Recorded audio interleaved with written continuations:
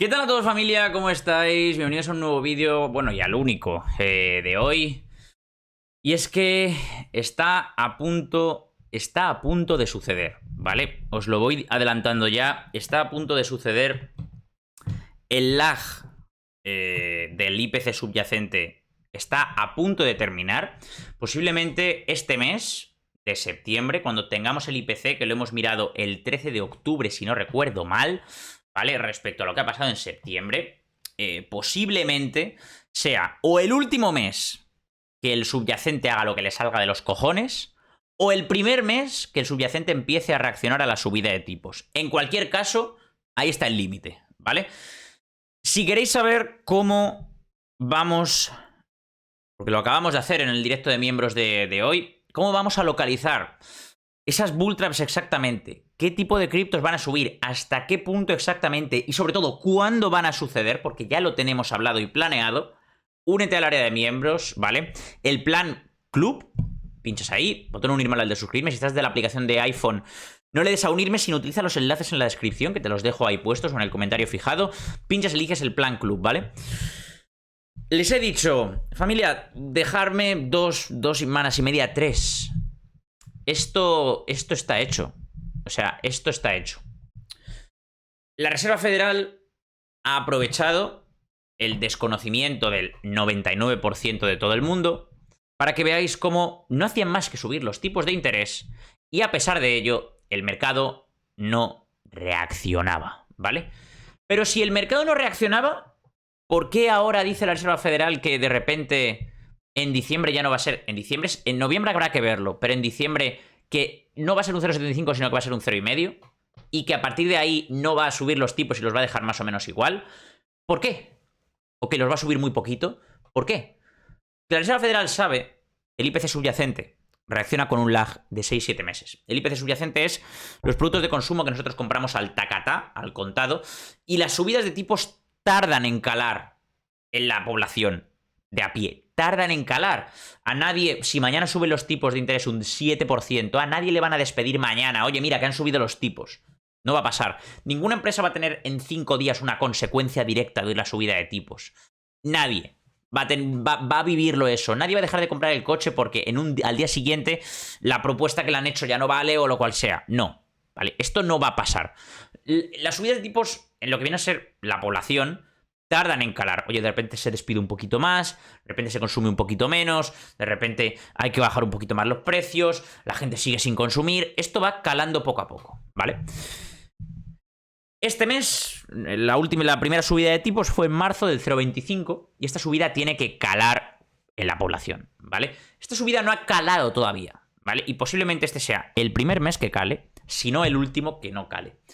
Ojalá sea el último que no cale y nos dejemos un margen todavía de un mesecito para seguir añadiendo las cosas que tengamos que añadir. Pero os digo, tenemos pensado al 100% cuándo van a ser las bull traps, ¿vale?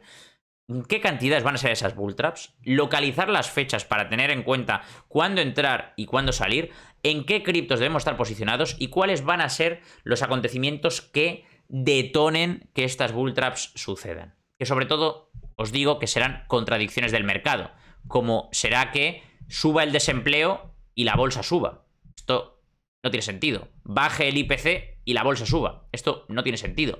Este tipo de discrepancias generarán una serie de bull traps en el mercado que al principio pensaremos que esto vendrá bien y luego razonaremos y diremos ¿qué cojones va a venir bien que el IPC se desplome? ¿Vale?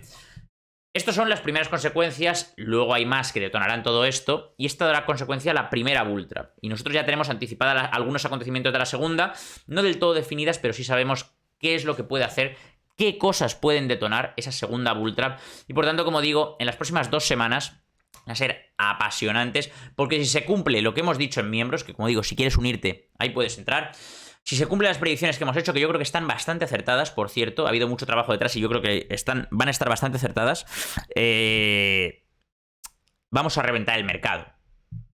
Así, vamos a reventar el mercado, como las predicciones que tenemos de empleo de Estados Unidos se cumplan, como las previsiones que tenemos de IPC se cumplan, ¿vale? Como todo esto se cumpla, vamos a reventar el mercado, ¿vale? Las próximas 2 semanas van a ser vitales, ¿de acuerdo?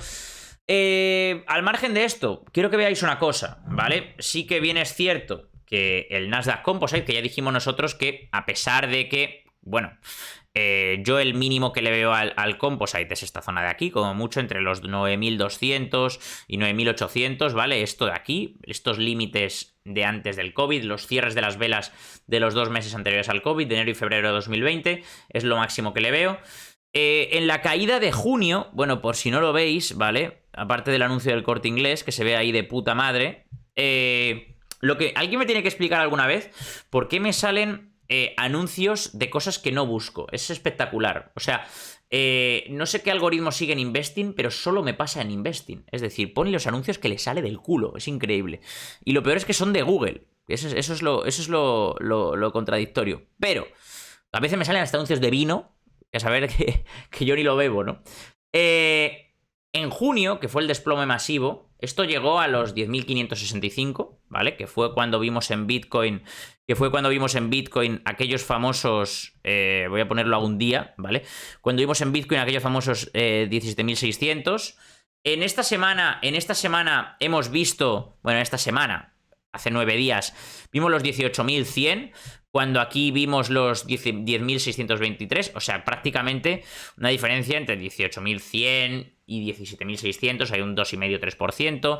Aquí había entre los 10.600 y 10.500 aproximadamente menos de un 1%. Bueno, son criptos, normalmente el margen tiene que ser mayor, pero está más o menos con cierto empate, ¿no?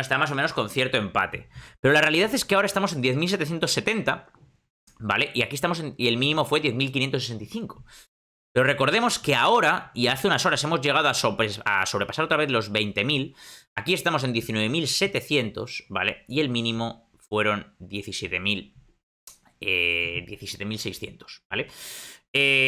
Mientras que la diferencia aquí con el mínimo es un 1,5% aproximadamente, aquí estamos hablando de que la diferencia con los 17.600 es de más de un 10%.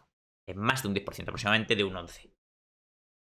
Yo creo que, y esto se está repitiendo en la mayor parte de proyectos, incluso si vigilamos un poco Luna, casi podríamos incluso ver algo similar. O sea, si vigilásemos Luna, que ya sabéis la opinión que tengo sobre el proyecto, podríamos ver algo similar, podríamos ver algo como si se estuviese formando aquí una especie de zona de confort del precio, ¿vale? Pero es que si viésemos, por ejemplo, el mismo Ethereum, podríamos ver exactamente lo mismo, ¿vale? Hay que tener un poquito más de imaginación, pero bueno, si lo ponemos en 4 horas, creo que se puede ver perfectamente esta zona de aquí. No los 12.200, sino un poco más entre los 80, en los 12.880, 12.000, ¿qué digo? 1.280 y los 1.350. ¿Cómo está formando aquí una especie de zona cómoda? Pero es que esto pasa en prácticamente todos los proyectos, ¿vale? En Rose podríamos decir más o menos lo mismo, aunque Rose sí que es cierto que se ha estado expandiendo, ¿vale? Por eso Rose habría que tenerlo un poco menos en cuenta. Pero por ejemplo Ethereum Classic sí que pasa lo mismo. Ethereum Classic volvemos a tener esa zona, ¿veis? Así como un poco de relax, ¿no? Esa zona de aquí que está más o menos de relax, que podemos estar entre los 29,5 y los 27,5 aproximadamente, que es más o menos zona cómoda del precio, que esto es muy bueno. Que es justamente lo contrario que está pasando en las bolsas tradicionales. Yo ya dije que teníamos mucho más recorrido de caída en las bolsas tradicionales que lo que teníamos en cripto, porque la gente se piensa que una caída del 85%, 90% de la mayor parte de altcoins puede seguir cayendo. Oye, pues a lo mejor tienes que empezar a razonar otro tipo de argumentos, no solamente vale ese, ¿vale?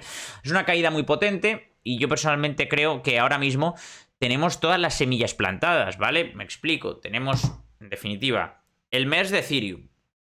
Es decir, tenemos a Ethereum, a su merge, a Ravencoin y a Ethereum Classic ahí plantados, en el caldo de cultivo. ¿Qué más tenemos en el caldo de cultivo? El hard fork de Cardano. ¿Qué más tenemos en el caldo de cultivo? Un Bitcoin que mientras las bolsas están muy próximas a su mínimo, Bitcoin había estado cerca del mínimo y se ha vuelto a alejar, ¿vale? Otro caldo de cultivo. Tenemos otro caldo de cultivo, pues por ejemplo, por poner uno de coña, ¿vale? Pero por ejemplo, sí que es cierto que tenemos un Luna, ¿vale? Que llegó a estar, bueno, es que si lo pongo en este gráfico de aquí, no sé qué coño pasa, pero aquí, que llegó a estar en 7.60, ahora ha caído, pero que está en toda esta zona cómoda que tenemos aquí, de la zona de 2.30 a 2.70, más o menos, ahí desenvolviéndose, bla, bla, bla. Es decir, están empezando el caldo de cultivo de que muchos proyectos también están en una zona más o menos cómoda, con lo cual, ojito que todo este caldo de cultivo lo tenemos aquí. Solo falta que una vez una chispa y eso germine como un germen que se lleve todo. Y eso va a pasar. Y esto empezará cuando se empiecen a dar una serie de discrepancias en el mercado que inicien esa bull trap que todos deseamos, porque ya sabéis que en mi opinión no ha habido todavía una bull trap, lo otro ha sido rebotitos, no ha sido nada, y ahora posiblemente sí que la tengamos de verdad. Así que familia, como digo, muy atentos, ¿vale? Porque si el mes de septiembre ha sido jugosito, el mes de octubre va a ser divertido. Y como todo lo que tengamos anticipado ocurra, cuidado, cuidado, cuidado. Un abrazo a todos, que vaya bien.